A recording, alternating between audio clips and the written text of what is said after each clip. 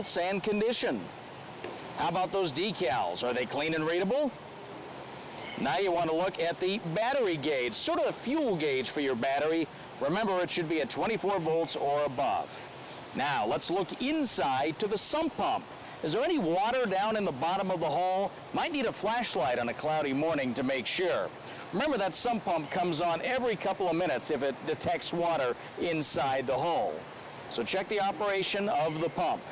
Finally, you're going to check the general wiring and connections. Inspect them and clean them, or replace them if necessary. All right, your electric motor's pretty simple to check out. First, the wires and connections, make sure they're all good. Then check the handlebars for looseness or cracks. Check the operation of the pivot. And now, a very important point, the prop guard must be in place and in good condition. Look at it through clear water. If there's any question about the condition of the prop guard, you gotta pull the motor out and check it in the shop. And now, the two most important buttons, the squirt guns and the thrust button.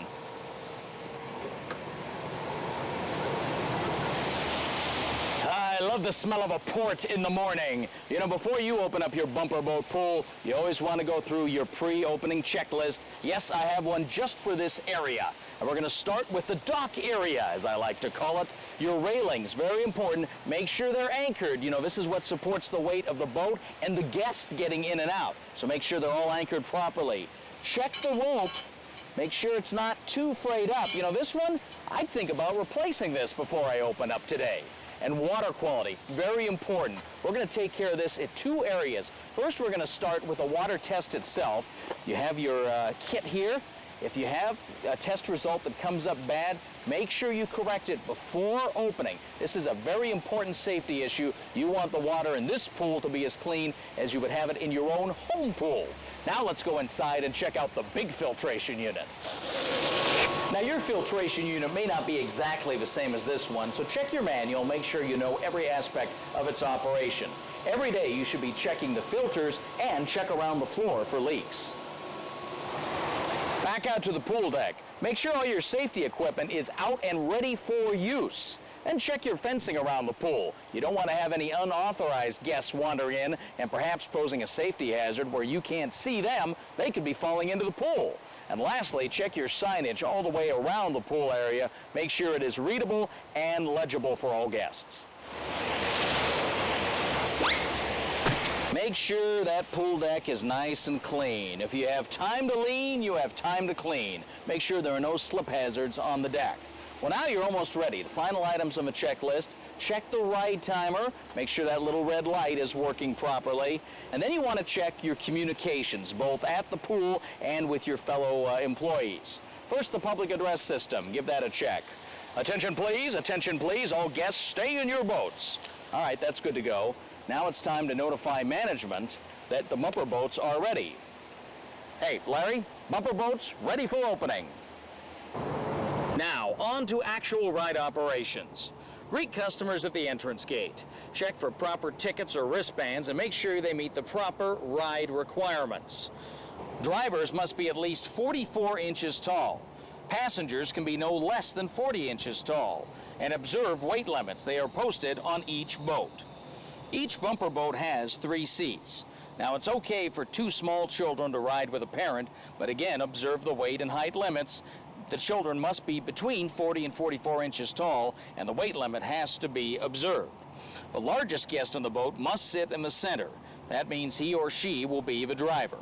Never allow tandem seating. Never allow a grown-up or a child to sit in the driver's lap.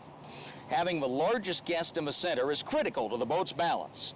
During the ride, any passengers must hold on to the safety rail.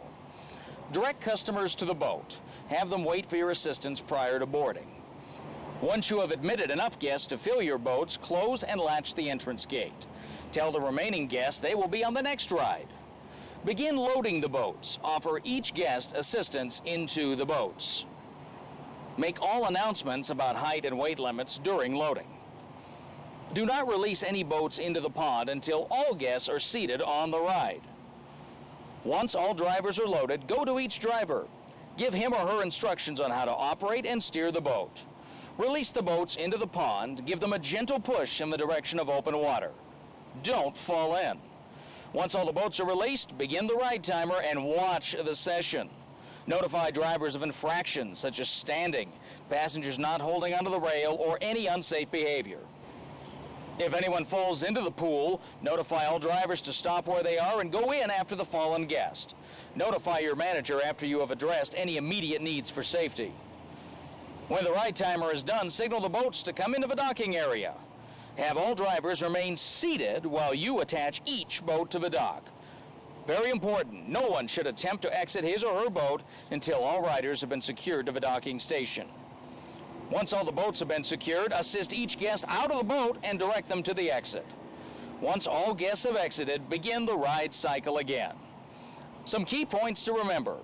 Latch the gate once you have enough riders for your boats to keep small children from wandering onto the dock area.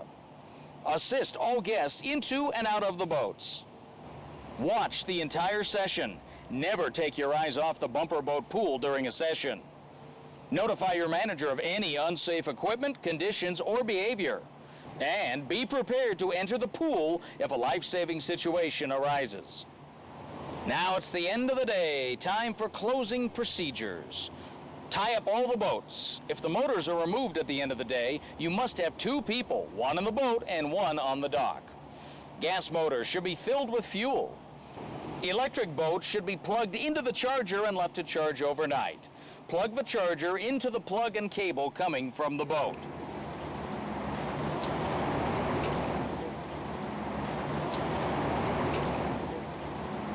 Then turn on the circuit breaker or switch that activates the charger. Verify that the charger has turned on and is charging the boat. Then complete any closing procedures provided by your manager. It's probably not a bad idea to have a checklist for this, too.